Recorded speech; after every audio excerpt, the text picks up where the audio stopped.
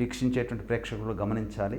మనం ఇప్పుడు అనుభవిస్తున్నటువంటి టెక్నాలజీ కన్నా వైఫై టెక్నాలజీ కావచ్చు, ఇంటర్నెట్ కావచ్చు, అలాగే ఏ అడ్వాన్స్ టెక్నాలజీ అయినా కానీ దానికన్నా ఉన్నతమైన టెక్నాలజీ ఆనాడే ద్వాపర యుగంలో, కృతయుగంలో, త్రేతాయుగంలో వాడారు. ఇప్పుడు మనం ఈ రోజున అణ్వస్త్రాలు ప్రయోగించామని అంటుంటాం. ఇలా ఎందుకు చెప్పాల్సి వస్తుందంటే, మనం ఇప్పుడు కొత్తగా కనుక్కున్నాం అనుకునేటువంటి కంటే ఆనాడే మన హిందూ ధర్మ సాంప్రదాయంలో భాగంగా మన దేశాన్ని, మన భారతదేశాన్ని పాలించినటువంటి రాజులందరూ కూడా వాడారు.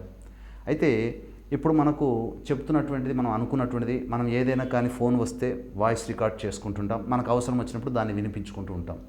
అయితే ఇక్కడ గమనించాల్సిన అంశం ఏంటంటే, విష్ణు సహస్రనామం అనేటువంటిది భీష్మ పితామహుడు అంపశయ్య మీద ఉన్నప్పుడు యుద్ధమంతా గెలిచిన తరువాత ఆ యొక్క భీష్ముడి దగ్గరికి పాండవులతో సహా కృష్ణుడు, వ్యాస భగవానులు వీళ్ళందరూ కూడా బయలుదేరి వచ్చారు.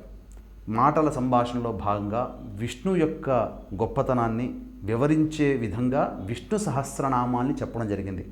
స్త్రీ పురుష భేదం లేకుండా, బాలులు అనేటువంటి భేదం లేకుండా అందరూ కూడా చక్కగా విష్ణు సహస్రనామాన్ని ఉచ్చరించడం, అలాగే విష్ణు సహస్రనామ పారాయణాన్ని చేయడం, తద్వారా ఎంతోమంది ఎన్నో విధాలుగా తమ యొక్క కోరికలను నెరవేర్చుకున్నారు.